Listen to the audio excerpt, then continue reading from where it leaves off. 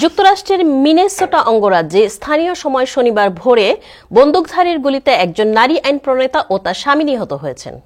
একই বন্দুকধারীর হামলায় আরেকজন আইন প্রণেতা ও তার স্ত্রী আহত হয়েছেন। মিনেসোটার গভর্নর টিম ওয়ালজ এই ঘটনাকে রাজনৈতিক উদ্দেশ্য প্রণোদিত বলে মন্তব্য করেছেন। এদিকে বন্দুকধারী পুলিশের পোশাকে ছিলেন বলে রয়টার্সের প্রতিবেদনে বলা হয়েছে। নিহত আইন প্রণেতার নাম মেলিসা হোর্টম্যান। তিনি ডেমোক্র্যাট দলীয় রাজনীতিক। তিনি মিনেসোটার সাবেক স্পিকার। তার স্বামীর নাম মার্ক। তারা দুজনই মিনোপলিসের পাশে নিজ বাড়িতে গুলিবিদ্ধ হয়ে মারা যান বলে গভর্নর টিম ওয়ালজ জানিয়েছেন। এ ঘটনায় আহত হয়েছেন সিনেটর জন হোর্টম্যান ও তার স্ত্রী ইভেট। তাদের হাসপাতালে ভর্তি করা হয়েছে, অস্ত্রোপচার হয়েছে। পুলিশ জানায়, সন্দেহভাজন বন্দুকধারী প্রথমে হর্টম্যান দম্পতিকে গুলি করে। এর 90 মিনিটের মধ্যে হর্টম্যান দম্পতির বাড়িতেও একই ঘটনা ঘটানো হয়।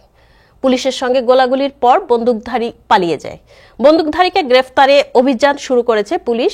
এদিকে এক বিবৃতিতে প্রেসিডেন্ট ট্রাম্প বলেছেন, এমন ভয়ঙ্কর সহিংসতা যুক্তরাষ্ট্রে সহ্য করা হবে না।